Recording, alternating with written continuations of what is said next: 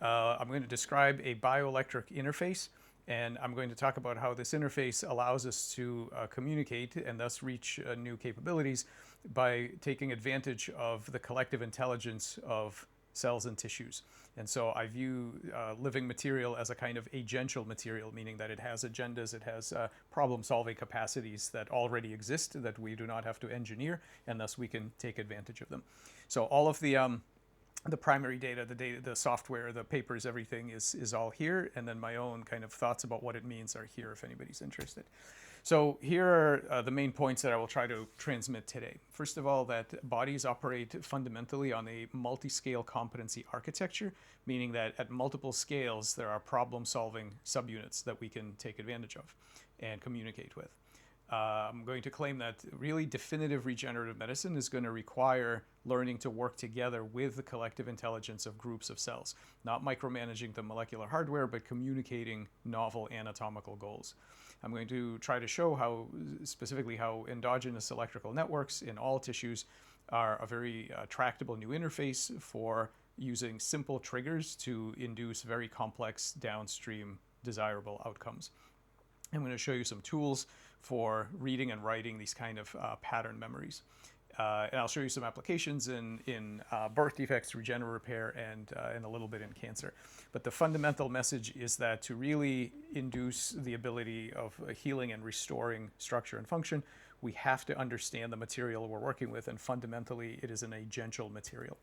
So let's just talk about overall the idea of engineering. So there are lots of different types of materials. Of course, we have the most experience with passive materials, but now active matter and even computational materials are coming out. And the thing is that you have to engineer very differently. So when you engineer with Legos, the only thing you can count on the material to do is to keep its shape. That's it, which means that it is on you to assemble everything exactly how you want it. You are in control of every piece of it. Well, the good news is that there are few surprises because you are in control. The bad news is that you are responsible for absolutely everything.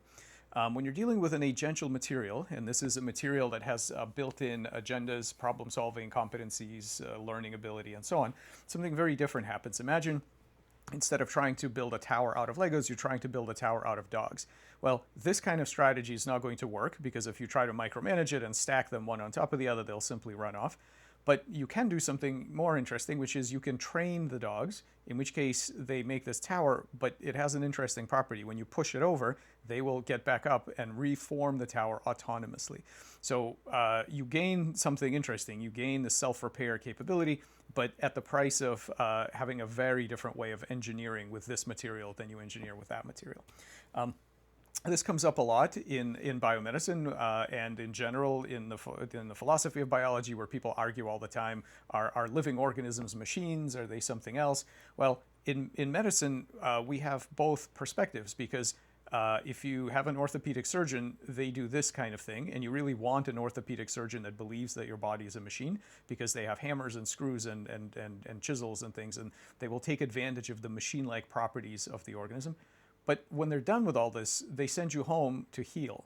And everything that happens after that, all of the healing, the adjustments, none of those things do we have control over. We're actually expecting the organism to do the rest. And that's when other, and including perhaps trauma-related psychotherapy and various other things that are an important part of healing. So both of these components have their place. You know, you don't want a psychotherapist that thinks your body is a machine, but you definitely want somebody who's going to work on at this level to understand the machine metaphor. And you know, there are people like Fabrizio Benedetti who work on placebo effects, where the two worlds of cognitive semantics and molecular biology collide. You know, he says words and drugs have the same mechanism of action, and it's true. And so we really do need to understand kind of both perspectives. So what I work on is fundamentally diverse intelligence, so different embodiments of different kinds of intelligence in the physical world. And one of the things that we try to do is place systems along this kind of spectrum. It's specifically a spectrum of persuadability.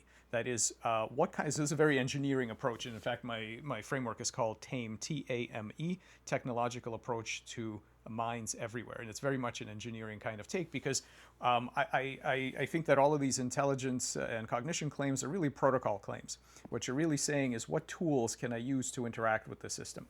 So here you're going to use the tools of physical rewiring. You're not going to convince it of anything. You're not going to reward or punish it. Here, with these kinds of systems, now we're talking about the tools of control theory and cybernetics. You can rewrite goals, and these are systems that are goal-directed. And then we have some systems that encapsulate a lot of underlying mechanisms that you don't even need to know, really, to train the system, right? They learn. And so training with rewards and punishments, behavior shaping. And then, of course, even more advanced, you can communicate with arguments and cogent reasons and so on. So where something fits is all about what tools you're going to use. But notice that that's an empirical question. It's not a philosophical question. So lots of times people have background commitments. Well, I think cells are down here, and I think only human brains are here, and whatever. But the reality is this is very much an empirical kind of experimental science. So if you want to answer the question, where do cellular collectives fit in? And a lot of people treat them as simple machines and maybe down here. The reality is we should actually be using all of these tools to see what actually works. And in our experience, you get a lot of surprises when you do that. You can't just assume from the beginning. Now, the reality is that all of us start life as a kind of a chemical machine, a little blob of chemistry and physics, an unfertilized oocyte, and then through the amazing process of embryonic morphogenesis, we become something like this or even something like this. So the journey from physics to mind is really slow and gradual, both evolutionarily and developmentally, and what we need to develop is models of scaling. In other words, how do the competencies of these kind of chemical systems result and transform into the kind of competencies of these goal-seeking systems? What happens along the way? How far back do these skills go, and so on? And all of that is described here. Because we are fundamentally made of an agential material. This is a single cell. So there's no brain, there's no nervous system, but this thing is very competent in its own local needs in terms of metabolics, and here it is hunting in its environment. So this is the material that we're working with. The thing with engineering with these agential materials is that in traditional synbio or robotics or any of that, all of this is on you to implement. You have to make circuits to do all of these kinds of things. In fact, you really, synthetic biologists often are very frustrated with their medium because the material does not just do what you want it to do. It does all kinds of other things, and that makes it very, very difficult. It's not a blank slate at all. So traditionally, you hope the material is very, very passive and doesn't interfere with what you're trying to do, and you do bottom-up engineering of specific circuits. But what we are exploring is a new way of engineering with agential materials, where we use human and AI discovered prompting to exploit the competencies that are already in the material, and all of this is described here.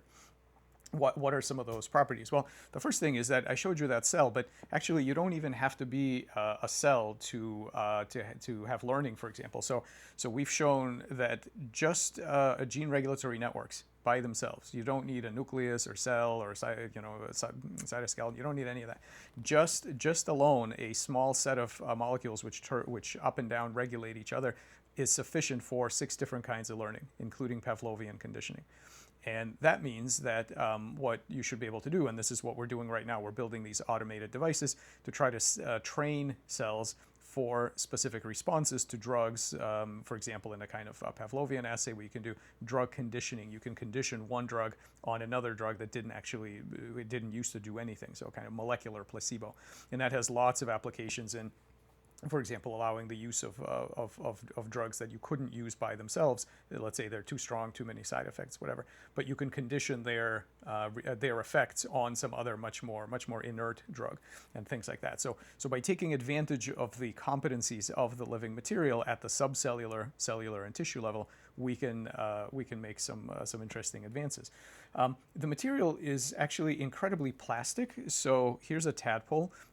Here are the nostrils, the mouth, the brain, the gut, and there's the tail. And what you'll notice here is that there are no eyes. What we did is we prevented the primary eyes from forming, but we gave them an eye on their tail. and this eye makes an optic nerve, and the optic nerve comes out. It synapses sometimes on the spinal cord, sometimes on the gut, sometimes nowhere. But what's amazing is that if you actually test these animals for vision, and we built this device to test them on visual learning cues, you find out that they can see. In fact, they can see quite well. And so this is very puzzling and unexpected. You know, this is a very different sensory motor architecture. The eye is not connected to the brain. Why doesn't it take new rounds of evolution, you know, new generations of mutation and selection for this animal to adapt to this novel architecture? Why does this work out of the box? And partly it's because the material, the living material, has all kinds of interesting problem-solving competencies that we can talk about. Another competency that it has is moving information across tissue. So these are planaria, these are flatworms. If you cut them into pieces, every piece regenerates a perfect little worm. Okay, so they're highly regenerative. But one thing that's amazing is that if you train them, and they have this little centralized brain here, you train them to find food at a particular location on these bumpy discs. It's called place conditioning. You then cut off their head and amputate the entire head. The tail will sit there doing nothing for about 8 days. It grows back a new brain, and then you find out that this animal remembers the original information. So not only is that the information resulting from training, not only is it somehow distributed throughout the body, but it's actually imprinted onto the new brain as the brain develops in order to drive behavior. So this ability of moving information across radical reconstruction is another example of the plasticity of the material that we're dealing with. You start to get the idea. This is nothing like the kind of materials that we deal with when we engineer robotics or anything else. One final example I want to show you is the caterpillar to butterfly transition. So these caterpillars basically live in a two-dimensional world. They crawl around and they eat leaves, and they have a brain that's suitable for that. But this is a kind of soft-bodied robot, so to speak. This is a hard-bodied creature, completely different controller needed for this. And that means that it needs a new brain. And in fact, during this process, it dissolves the old brain, breaks up most of the connections, most of the cells die, and builds up a brand new brain. Now, it turns out that if you train the caterpillars, the butterflies remember the original information. Now, it's not enough to ask how is this information stored while the brain is being taken apart. I mean, that's an important question. But actually, an even more puzzling thing is this. The specific memories of the caterpillar are of no use to the butterfly whatsoever. The butterfly doesn't like leaves. It eats nectar. So when the caterpillar learned to find leaves at a particular color disc, to move around and to move in a certain way that gets the leaves when prompted by a certain stimulus, that kind of thing is irrelevant to the butterfly. The butterfly doesn't want leaves. It doesn't move the same way. So it can't store the actual information. What it has to do is remap this information onto a novel architecture. The things that the caterpillar learned are not just stored, they're actually remapped and reinterpreted in a novel context. So instead of leaves, nectar, and so on. And this has many implications for human augmentation and stem cells implanted into human brains and so on. How does information move through the body? How is it reinterpreted in novel circumstances, right? So you're starting to get the idea. The material is really kind of remarkable. So the reason all of this works is because at every level of organization, from molecular networks on up, we have problem-solving competencies. So at every scale, these things are solving problems in different spaces, and many of these spaces are very hard for us to visualize. So we're good at visualizing intelligence in three-dimensional space. We can see animals moving around, medium-sized objects moving at medium speeds. I mean, we can recognize that as intelligence. But actually, living things work in a lot of other spaces. For example, the space of they traverse the space of gene expression, the space of physiological states, and the space of possible anatomical outcomes. And so all of these systems traversing those spaces, it is not easy for us to visualize. These are often high-dimensional and quite abstract spaces. It's not easy for us to recognize problem-solving behavior in those spaces.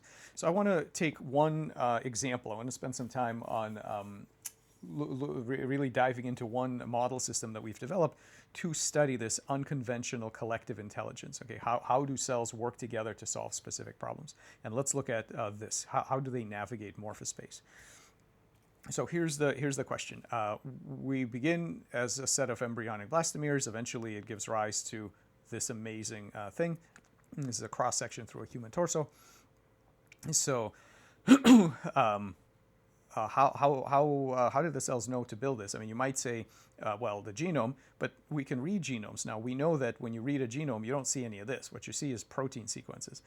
And it's the genome directly specifies the hardware, the molecular hardware that every cell gets to have.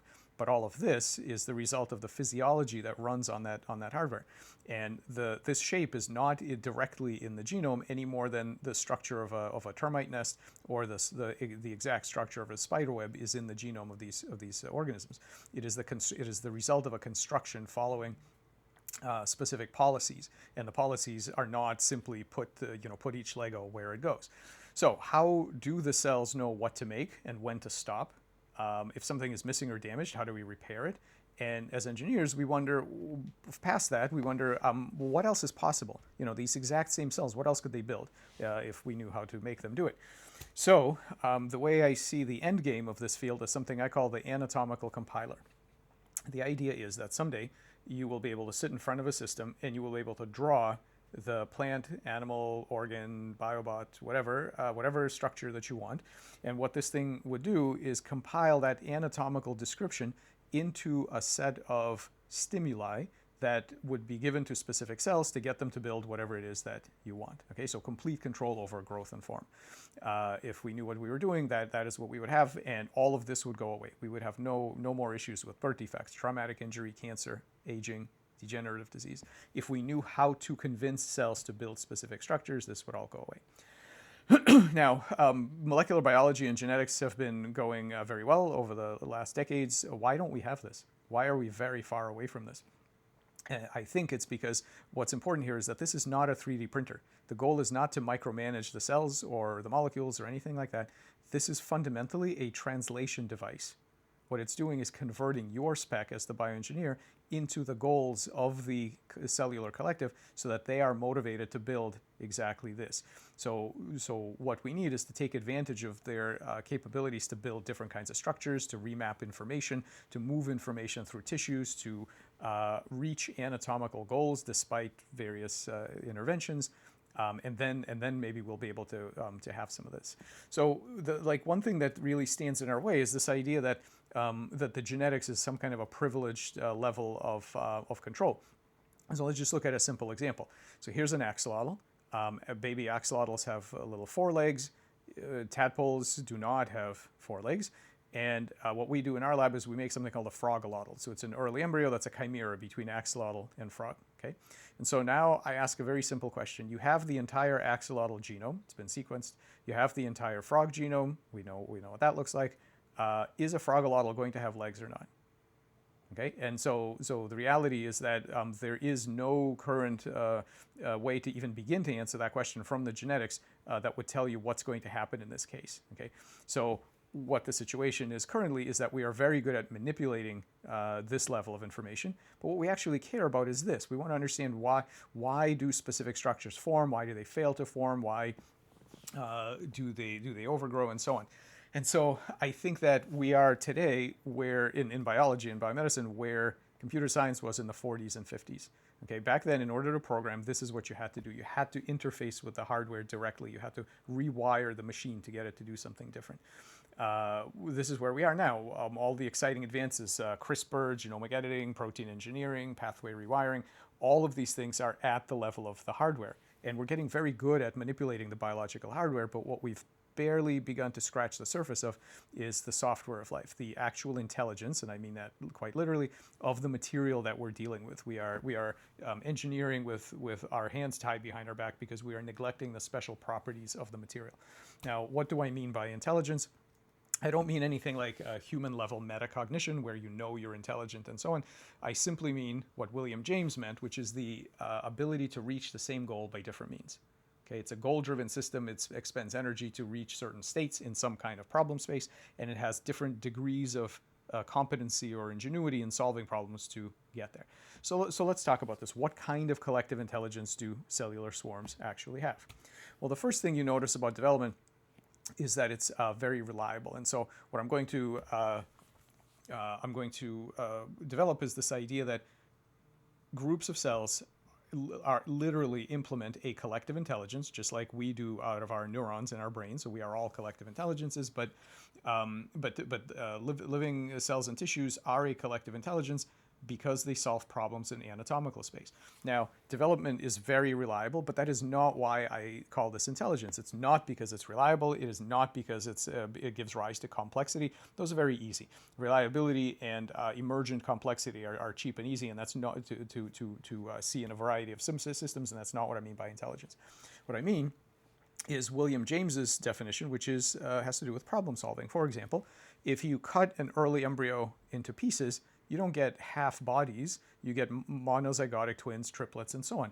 Each of these starting states can navigate anatomical space and get to its goal, which is the normal human target morphology, despite various perturbations. It is not a hardwired process. It gets really crazy with certain examples, like this is a cross-section through a kidney lumen of a kidney tubule lumen, and what you'll see is, normally there's 8 to 10 cells in this newt. But you can make polyploid newts that have multiple times the chromosome numbers, 4N, 6N, 8N newts, and so on. And when you do this, you discover that, first of all, the cells get very big because they adjust to the amount of DNA, but the newt stays the same size. And that's because the cells automatically adjust the number of cells to their new size.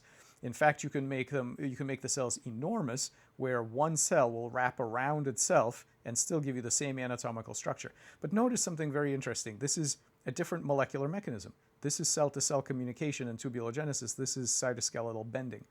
So what we have here is the ability to reach the same goal in anatomical space while using different molecular underlying tools to get there. I mean, that is the definition of intelligence, using various available tools to get your goals met. Now think about what this means as a newt coming into the world. What can you count on? Well, you can't count on knowing how many copies of your genes you're going to have. You can't count on having the right size and number of your cells. Not only can't you really count on your environment, you can't even count on your own parts. This is what I mean by problem solving. You have to get to where you're going in anatomical space, assemble a correct newt, no matter what's going on with your parts. And the material has incredible competency to do it. Now some animals keep this in their throughout their lifespan. So like this the salamander, or these axolotls, you can amputate anywhere along the limb. They will grow exactly what's needed, and then they stop. That's the most remarkable thing about regeneration, is that it knows when to stop. So it's not just a hardwired set of processes to build the limb. What it's really doing is a kind of homeostasis, anatomical homeostasis. It's minimizing the error between this state and this state by filling in, and when the error goes to below acceptable levels, then it stops. And they regenerate their eyes and their jaws and their spinal cords and portions of the brain and heart and so on. So it's this very generic property of being able to stay in a certain region of anatomical space and get there when you need to by different means. Of course, mammals have this to some extent. So humans regenerate their liver, human children regenerate fingertips, and deer regenerate large amounts of bone, vasculature, innervation every year. But they're certainly not as good as salamanders. So how does all this work? When you have something like this, how does the tissue know what the correct pattern is? How does it know when to stop? How does it know when to build? We've already talked about the fact that DNA by itself doesn't tell you that answer. So we've started asking this question years ago to trying to get inspiration from neuroscience. So in neuroscience, we know a little bit about something about how goal-seeking systems represent and achieve their goals, and it has to do with this interesting electrical architecture. The hardware looks like this. It's a bunch of cells connected to each other with these electrical synapses known as gap junctions, and they have ion channels on their surface. They create a voltage gradient, and that voltage gradient may or may not propagate to their neighbors. So it's an electrical network. If you track the electrical network over time, so this is a living zebrafish brain, you see these kinds of dynamics. So this electrophysiology, according to neuroscience, is the medium of the collective intelligence of these cells. What makes this a fish instead of a pile of neurons, and what gives it goals that no individual neuron can fathom, is a kind of cognitive glue.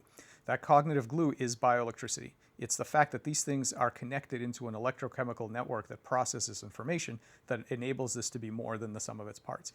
And what neuroscientists try to do is they try to decode it, right? So they have this neural decoding project where they try to read the electrophysiology and say, well, what is the cognitive content of this collective of cells? Well, what is it thinking about? What does it remember? It turns out that this kind of architecture is extremely ancient evolutionarily. It was invented around the time of bacterial biofilms. So every cell in your body has ion channels. Most of them are electrically connected to their neighbors. This is not about neurons. It's not about brains. It is an absolutely ancient system for processing, storing, and integrating information across space and time.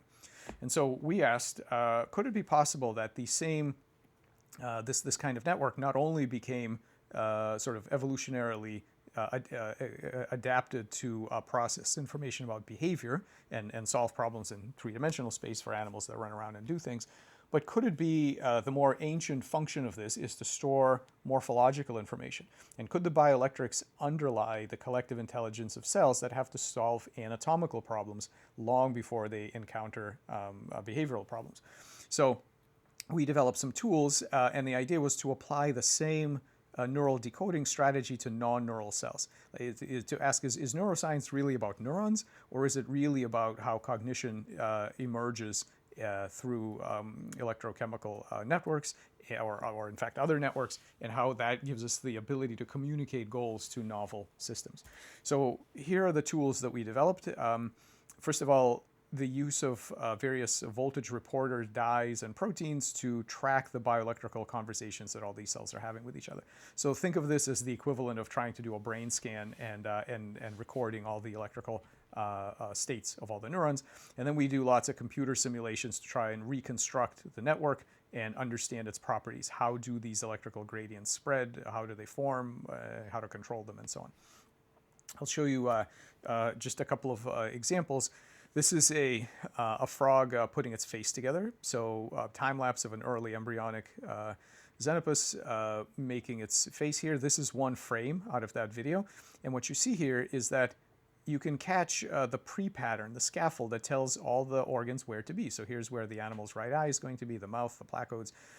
This is the pattern that controls the downstream gene expression and location of all the different organs. And we can read it out from here, the fact that this is what the future face is going to look like by reading these electrical pre-patterns.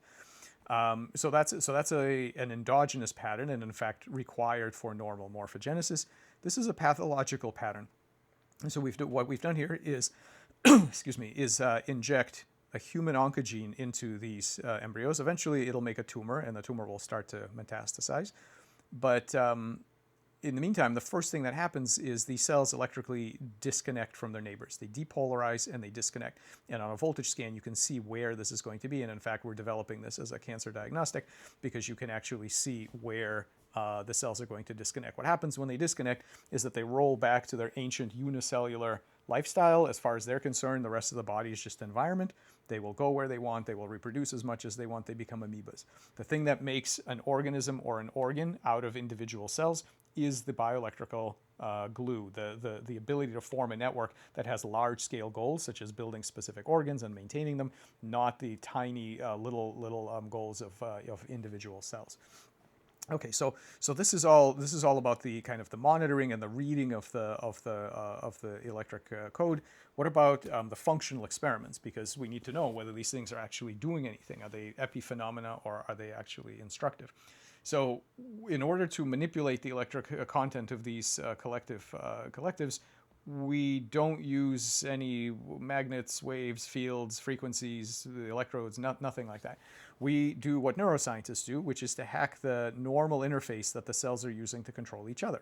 That means altering the ion channel properties, opening and closing and mutating them, so pharmacology, optogenetics, things like that, and the same approach to these gap junctions. So we can control the topology of the network, which cell communicates with which cell, and the electrical state, which cells have what voltage patterns within them. And so now I'm going to show you just very briefly, we could spend hours looking at all the examples, but I'm just going to show you a couple of quick examples of what happens when you do this. What do these voltage patterns actually do?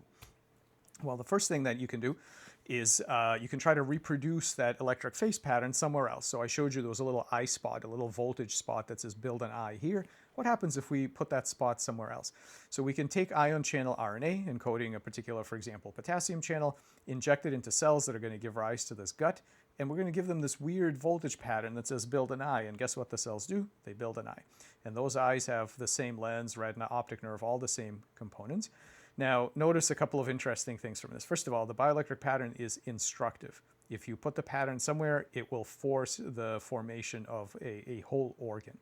Number two, it is modular. We did not tell these cells how to build an eye. We have no idea how to build an eye. There are so many cell types and so many different genes. We have no clue. What we provided was a high-level prompt or subroutine call that says build an eye here. That's it. The system takes care of the rest. Very much like when you train a dog or a horse, you do not try to micromanage the synaptic structures or the firing of the muscles, the nerves and the muscles in the legs. You are providing stimuli, high-level stimuli, and letting the system readjust in a way that is appropriate to what you're trying to get to. So the same thing here, highly modular. Also, if you look at the developmental biology textbook, they will tell you that only the tissue up here, the ectoderm out here, the anterior neurectoderm, is competent to make eye. That's because they've been prompting it with the so-called master eye gene, PAC6. But it turns out that it's not the tissue competency that was limited. It was our competency in knowing the right prompt. If you prompt it with the bioelectric signal, actually you can get eyes pretty much anywhere in the body. So this reminds us how important it is to be humble and to think about the fact that we don't know all the competencies of our material, right? The limitations, the developmental constraints, all of these things, they might be constraints on our own imagination and knowledge. We don't know that they're actual constraints here, so this is important to keep in mind. And by the way, the material self-scales, which means that if we inject only a few cells here, so the blue cells are the ones we injected, this whole lens is made of other cells that the blue cells recruited. In other words, we tell these cells make an eye, they know there's not enough of them to make an eye, and they recruit all these other cells to get the job done. We did not have to teach them to do that. We didn't have to worry about it. So the material has certain autonomous competencies that we want to take advantage of in engineering. We've also applied this to leg regeneration. And so frogs, unlike salamanders, do not regenerate their legs. And so normally you amputate and nothing happens. We developed a bioelectric cocktail that sends a signal that says build a leg, not a scar. Immediately they turn on this MSX1 gene, for this blastema gene. They start building a leg. By 45 days, you've already got some toes and a toenail.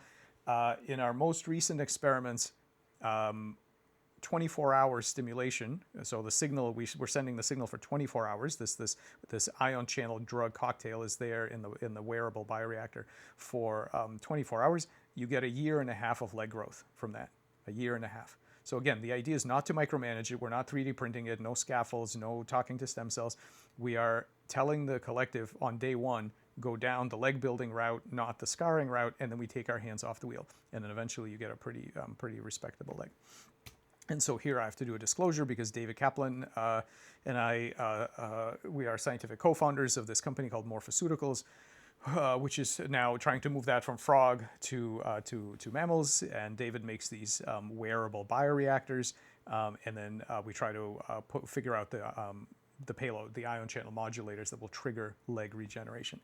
And so all of this is done with the help of quantitative predictive models. So we need to be able to start by knowing which channels are expressed, and then a biorealistic electrophysiology model of how the cells react to each other, and then large-scale organ and tissue regionalizations, all the way through to an actual algorithm computed by this electrical network to make decisions: how many heads, how many fingers, where, symmetry type, and all of that. And this is what we try to do. I'll show you one example of the use of this kind of approach where. We found that so here's a normal this is a normal brain of a tadpole. So it's got left and right hemispheres. Here's the forebrain. Here's the midbrain. Here's the hindbrain. You can make a mutation. For example, Notch is an important neurogenesis gene. You make a mutation. The forebrain is missing. The midbrain and hindbrain are a big bubble. Profoundly disabled animals. They don't have any behavior. The brain is a complete mess. what we found is that that bioelectrical pattern, I showed you the one that controls the formation of the face. Well, there's another one that controls the formation of the brain. And if you force the right pattern, even though you have this mutation, you end up with perfectly normal animals. These guys not only have a normal brain, but they have normal gene expression and they have normal IQs. Their IQs are indistinguishable from controls, even though they're bearing this really terrible notch mutation. And that was done by using the computational model, which suggested one particular ion channel called HCN2 that would get the brain pattern back to the right level, even the right pattern, I should say, as the right spatial pattern, even though the notch is mutated. So, and then we can actually mimic this effect by using HCN2 channel openers to trigger existing HCN2 channels, or we can introduce novel HCN2 channels directly. So what this shows is that we can use the computational model to ask a simple question. If we have an incorrect state, for example, a tumor state or a malformation or a scar or something else, if we know what the correct bioelectric state is, and that's a big if because this kind of physiomics has not been done yet, so that's something that we're doing now, is to characterize what all the correct patterns are.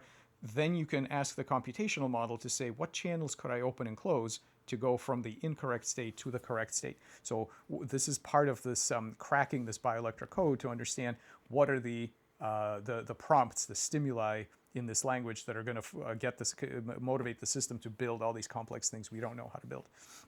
So you can play with a very early version of this, but the biggest rate limiting step here is obtaining all the physiomic data. You cannot infer it from genomics, proteomics, or anything like that, because these channels open and close in place. So just because you know the expression level of a channel does not tell you the voltage of the cell. So we have to do measurements in the live state. So that's the idea, is that this kind of system to help you pick electroceuticals, ion channel drugs, for moving the patterns to the correct message that you want to send. So now, so this is kind of the biomedical side. Let's back off of this a little bit and talk about the broader aspects of engineering. What if we try to go beyond the normal pattern? So what I've told you is that we can restore normal patterns, face, heart, gut, whatever. We can restore the normal patterns. But first of all, where do these patterns come from, and what can the system do besides those patterns? Well, the traditional answer is, again, well, they come from evolution. So over millennia, what's happened is that the genome that gives rise to oak trees, it has learned to make this. So in other words, the acorn contains the genetic material, and what the genetic material knows how to do is make this. And and that view, focusing on the hardware and the fact that this is what normally happens, is really limiting. This really development is almost too reliable in that it lulls us into a false sense of its limitations.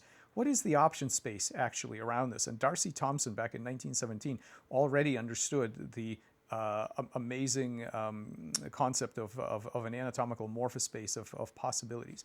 So what else can the system do? Well, bioengineers are ideally suited to find out what they can do. For example, one thing you can build out of these cells is something like this. Now, interestingly, this was not done by a human bioengineer, it was done by a wasp. So what happens is these wasps they signal the cells to build something that the cells actually are quite capable of building. But who would have known this? If you hadn't seen this, would anybody ever look at these? I mean, how, incredibly reliably, 100% of the time, this acorn builds nice, flat, green structure of the appropriate shape. Who would have known that could actually do this if prompted correctly? So that space of possibilities is something that's here for us engineers to understand. And remember, this is not made of insect cells. This is made of the plant's own cells. What's also interesting is that more advanced engineers induce better elaborate constructions. So bacteria will make galls that look like this. They're basically a big lump. Fungus does a little better, these kind of well-defined lumps, and then nematodes make this kind of thing.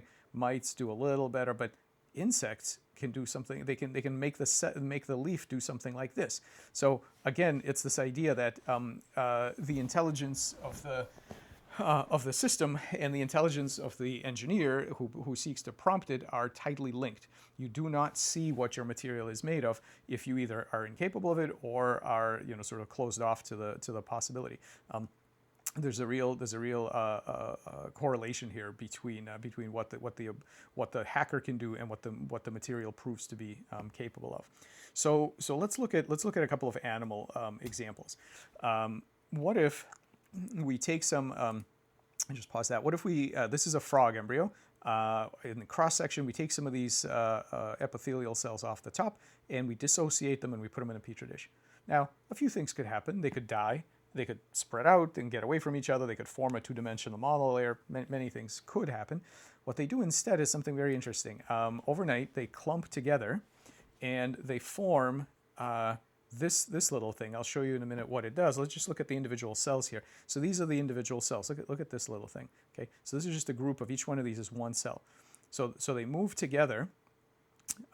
So this little sort of the horse-looking thing, we call them Xenobots, and these are the individual cells trying to figure out what they're going to make now that they've been liberated from their normal environment. Their normal environment has all kinds of other cells telling them what to do, specifically to be a boring two-dimensional outer covering on the embryo surface. The light flash, by the way, is a calcium that you're seeing here. This is calcium signaling, that there's been an event here where these two cells have signaled to each other somehow.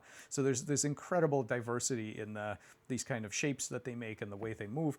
But together, once they get together, this is what they look like. So these are our Xenobots. Xenopus laevis is the name of the frog species, and it's a bot because we think this is a biorobotics platform. So it moves on its own. The way it moves is it has little cilia, these little hairs that spin. They're normally used to propagate the mucus down the side of the animal's body, but here they're being repurposed to row against the medium. So they can go in circles, they can patrol back and forth like this. They have collective behaviors that they do. Here's a Xenobot traversing a maze of still water. So here it's going to come down here. It's going to take this corner without bumping into the opposite wall. So it takes the corner. And then here, for some reason, it turns around and goes back where it comes from. So autonomous, spontaneous behaviors. Again, there's no nervous system here. What you can do is put calcium reporters in here. And so you see the cells are very active. There are lots of computations going on. Again, no neurons. This is just epithelial cells. But what you can do, and this is a preprint, and we have a couple things more in the pipeline, you can start to apply various neuroscience metrics that people apply to calcium signaling in brains to ask, what does the causal architecture here look like? What does the information processing look like, and how similar is it to brains? So stay tuned. We have some exciting data on that. But you can apply it directly to these things that are absolutely not neural. They self-heal, so if you cut them almost in half, so look at this, we cut this thing in half, look at that hinge there. Imagine the force that it takes through that little hinge to do this sort of bicep curl up here and fold back. So they heal back to their normal Xenobot shape. The most amazing thing so far that we found is something called kinematic self-replication. So we've made it impossible for these animals to replicate in the normal froggy fashion. But it turns out that if you give them a bunch of loose skin cells, so here's a bunch of loose epithelial cells, what they will do is they will run around and condense these cells into little balls like this. And the little balls, because they're working themselves with an agential material, these are not passive particles, much like us and much like evolution, we worked with agential materials to make Xenobots. And they do the same, and therefore these little balls mature into the next generation of Xenobot. And guess what they do? They run around and make the next generation and the next generation. So this kinematic replication is something that we have never seen in any other creature on Earth, and that raises an interesting question: what has this genome actually learned through its time on Earth? Well, it certainly learned to do this. This is what we see 99.9% of the time. They make this particular developmental sequence, and they make these tadpoles. But much like with that oak leaf, if you think that's all it can make, then you're missing quite a lot, because the default hardware is great, but it's also capable of lots of other things. And so these cells up here, when you liberate them from the instructive influence of these other cells, you find out what they really are capable of doing, which is to form a Xenobot, then have a developmental sequence. This is about an 83-day-old bot. Who knows what it's becoming? We have no idea. And then they make these. They have these behaviors. So the thing is, there's there's never been a Xenobot before. There's never been selection to be a good Xenobot. There's never been selection for kinematic self-replication. Where do these things come from, right? These competencies of our material. Previously, in the first half of the talk, we were talking about specific patterns that correspond to healthy, normal organs and so on. And those patterns you could think are set by evolution and so on. And so we're just trying to remind the tissue of what it needs to do. But actually, now you're starting to see that, well, there are many other potential outcomes on the table. And how do we understand this? So there's really two ways to think about this. One way, which is what a lot of people say, is that this is emergent. What they say is that, well, yes, if you have large numbers of subunits following simple rules, you're going to have certain emergent behaviors. And that's true as far as it goes, but what I think we don't want is to be surprised every time that happens and to say, oh, look, this is a random kind of a bag of emergent things that sometimes occurs. What I think we ought to do is use the hypothesis that what we're actually exploring is a structured space. So not just random stuff that emerges in various systems, but actually the way that mathematicians think that, at least many mathematicians think that they're exploring they're discovering, they're not inventing, they're discovering a Platonic space of mathematical truths. My feeling now is that when we engineer, what we're doing is creating vehicles, so Xenobots and so on, are vehicles for exploring the latent space of possibilities. Each one of these things is helping us to see. So there's a little point in that space that corresponds to the normal embryo, but outside of that point are all the other things that hardware is capable of. And what evolution is doing is producing pointers into that space, and we can manipulate those with our synthetic bioengineering to see what else is out here. I would rather think that this is a space that has a metric, it has a structure. We can systematically explore it, not sort of randomly encounter emergent the surprises and think that it's just random. So what I think is going to happen for next generation of biomedicine is that we are going to use AI and other tools to explore that space, and in particular, not to try to micromanage the system, but to explore the communication space, the space of signals, the space of behavior shaping cues that we can give to these highly competent multi-scale systems to get them to do what we want, and in fact, all kinds of other wild things that we've never seen before. And so the thing is that reprogramming complex outcomes top down, meaning figuring out what are the signals that are going to motivate the cells to do a particular thing, not micromanage them, but reset their set points that they're pursuing. You need smart interventions. There needs to be a kind of impedance match between the tools that you're using and what you're hoping to see. So the tools themselves, drugs are very simple. They're kind of low agency tools. They just do the same thing. That HCN2 channel that I told you about that fixes the brain is a little better. It's context sensitive, so it will open and close in different cells depending on what's going on. So it's slightly smarter than typical drugs, but we can do way better than that. We can use what I call agential interventions. And what might an agential intervention look like? So this is one example. If I ask you what you thought this was, you might think this is something I got out of a pond somewhere. If I could tell you that if you were to sequence this, the genomic sequence would be Homo sapiens, 100% human. What this is something we call an Anthrobot. Anthrobots are derived from a patient tracheal epithelia. We choose tracheal epithelia because it's ciliated, so you get these little hairs, here they are, and therefore the thing's going to be able to swim around and you're going to be able to see what it's doing. We have a specific protocol that forms these, and these are adult patient cells that we're not using any Yamanaka factors. We're not, there's no weird nanomaterials, there's no scaffolds, nothing. All we're doing is letting these cells reboot their multicellularity in a new context. What do they do? Well, they form this little self-motile structure that does not correspond to any developmental stage of a human.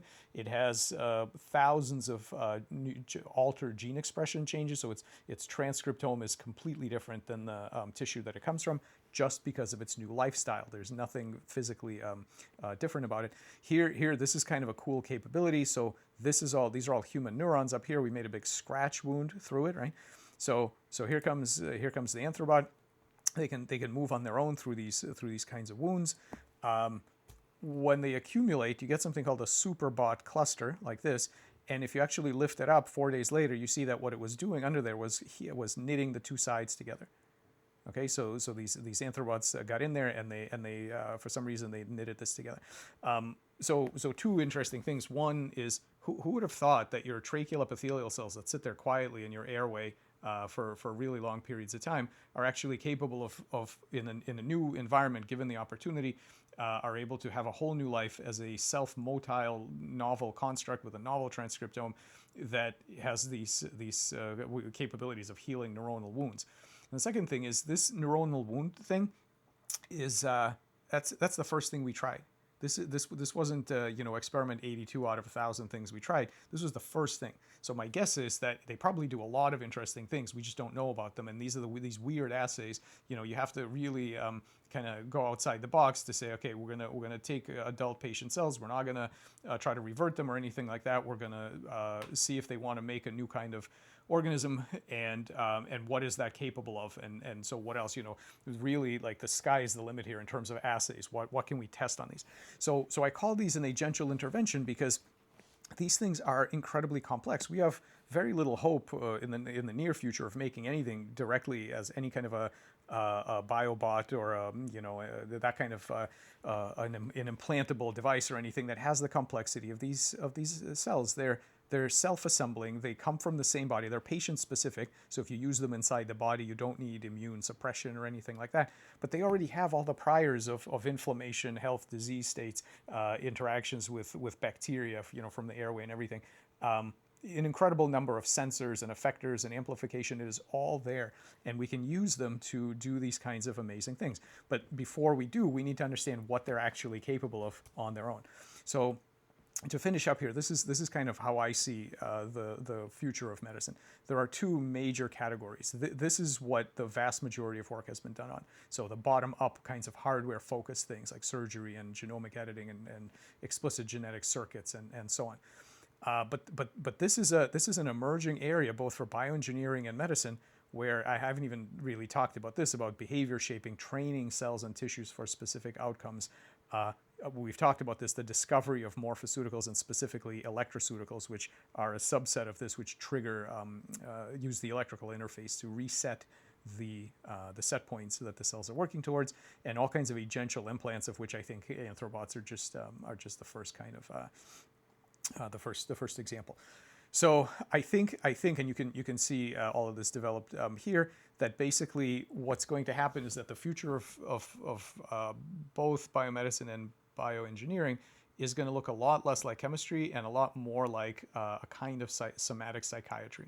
We're going to have quantitative, rigorous computer models of the memories, the preferences, the past beliefs, and the competencies of cells and tissues in their spaces, in physiological space, in transcriptional space, in anatomical space. And by manipulating behavior, not molecular pathways, but manipulating goal-driven behavior in these other spaces, I think that avails us of an incredibly interesting toolkit for biomedical engineering and regenerative medicine, focused around the emerging field of diverse intelligence.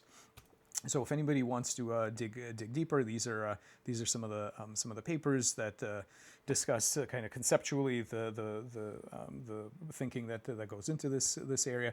And I want to thank all the amazing people who did all the work. So Doug Blackiston is the biologist who did all the Xenobot work, and Gizem Gomushkaya did the Anthrobot stuff. And then the eye development, Sherry Au and Vaibhav Pai, and lots of other people. Patrick developed all the latest bioelectric voltage imaging, originally done by Danny Adams, computational modeling with Alexis Paitak, and the kind of planarian regeneration work, Fallon Durant. And Patrick Erickson is doing the cell learning stuff. So I'll thank those folks, all of our amazing collaborators, support from various foundations, so our funders, and then again disclosures for competing interests, because these three companies support some of our work. So I'll stop there. Thank you so much.